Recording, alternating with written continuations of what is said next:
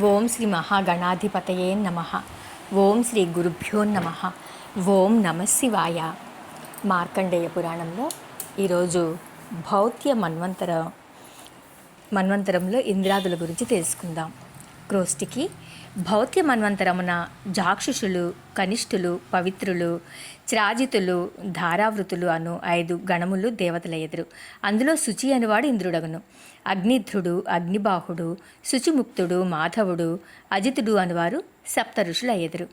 గురవు, గభీరుడు, బ్రధ్నుడు, తరస్వి, నగ్నుడు, ప్రీతిమంతుడు, ప్రవీరుడు, విష్ణువు, సంక్రందనుడు, తేజస్వి, సుబలులు అనువారు మునుపుత్రులై ప్రఖ్యాతిని పొందుదురు అని మార్కండేయుడు చెప్పగా క్రోష్టికి విని మహాసంతోషమును పొందాడు. వైవస్వతాది మన్వంతర విషయ సంగ్రహం. ఫలశ్రుతి ఫలము. క్రోష్టికి 14 మన్వంతరముల విషయాలను చెప్పాను కదా. స్వయంభువ మన్వంతర చరిత్రను వినిన ధర్మబుద్ధి కలుగుతుంది.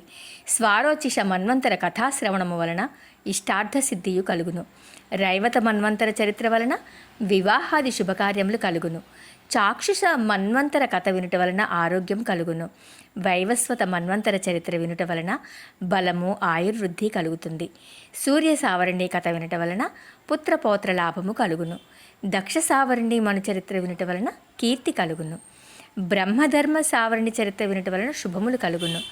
రుద్ర సావరణి చరిత్ర వినుట చదువుట వలన సకల కార్యములు జయమును పొందుదురు. రౌచ్య మన్వంతర కథ వినుట చదువుట వలన శత్రు సంహారమై సకల కార్యములు నెరవేరును. భౌత్య మన్వంతర కథ వినుట చదువుట వలన ఇష్టదేవతా ప్రసాద సిద్ధి కలుగును.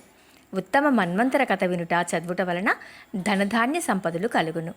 తామస మన్వంతరముల చరిత్ర వినుట చదువుట వలన పశు, పుత్ర, కళత్ర, ధర్మ సమృద్ధియు కలుగును. మరియును సకల కోరికలను నెరవేరును.